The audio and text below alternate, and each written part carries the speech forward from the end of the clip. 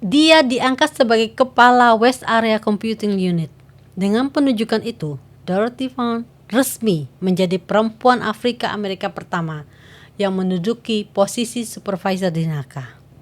Sebuah pencapaian sejarah pada masa segregasi rasial.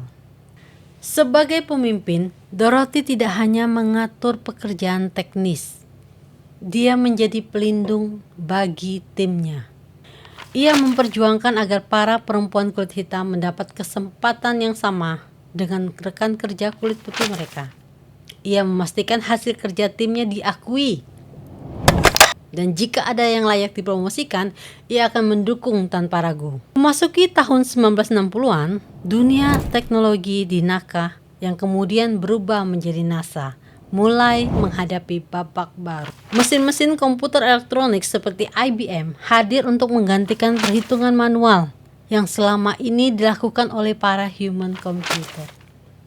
Banyak orang khawatir akan kehilangan pekerjaan matematikawan kulit hitam di West Area Computing Unit. Namun Dorothy melihatnya dari sudut pandang berbeda. Baginya teknologi baru itu bukanlah ancaman, melainkan kesempatan. Dengan keberanian dan rasa ingin tahu yang besar, Dorothy mulai mempelajari bahasa pemrograman Fortran, salah satu bahasa komputer paling awal yang digunakan untuk menghitung data ilmiah. Dia kemudian mengajarkan pengetahuan ini kepada timnya, memastikan mereka tidak tertinggal oleh perkembangan zaman. Langkah visioner ini terbukti tepat.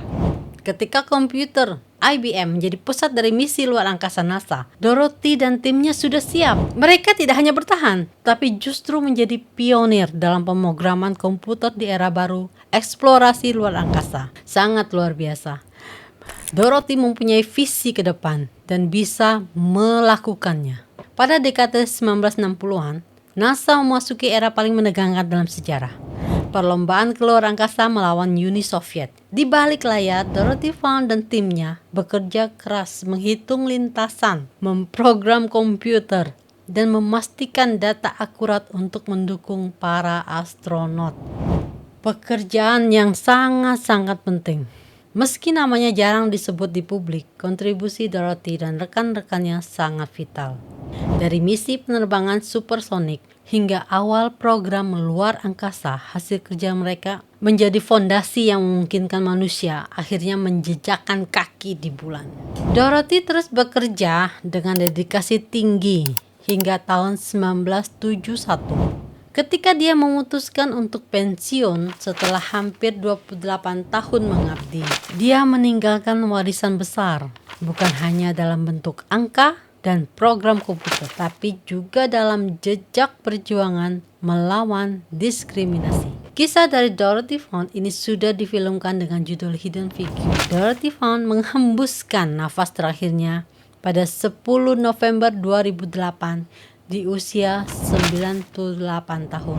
Ia pergi dengan tenang, meninggalkan warisan yang jauh lebih besar daripada sekedar catatan angka dan kode komputer. Jika dunia mengenang Dorothy Vaughan hari ini, mungkin kita mudah mengingatnya sebagai matematikawan jenius. Tapi ada sisi lain yang jarang diceritakan. Dorothy bukan sosok yang mengejar panggung atau popularitas. Dia berjuang dalam diam, memilih bekerja dalam sistem yang tidak adil, sambil perlahan membuka pintu bagi mereka yang datang setelahnya. Ia tidak meninggalkan teori besar atas namanya, tetapi meninggalkan generasi ilmuwan perempuan kulit hitam yang siap menghadapi masa depan. Dorothy adalah contoh bahwa kepemimpinan sejati kadang hadir tanpa sorotan. Dia adalah suara yang tidak keras, namun tindakannya menggema sepanjang sejarah. Meski menjadi supervisor, banyak keputusan penting di NASA tetap dikendalikan oleh orang kulit putih laki-laki. Dorothy berperan sebagai perantara. Dia melindungi timnya, memastikan mereka mendapat peluang, tetapi tetap bekerja di bawah sistem segregasi yang keras. Ia memilih bertahan di dalam sistem untuk mengubah, bukan melawan secara frontal. Dari balik bayang-bayang, Dorothy Vaughan membuktikan bahwa perubahan besar sering lahir dari mereka yang memilih bekerja dengan tenang, bukan untuk diri sendiri, tapi juga untuk orang lain. Sekian kisah kali ini, kita bertemu lagi dengan kisah yang lain. Bye-bye.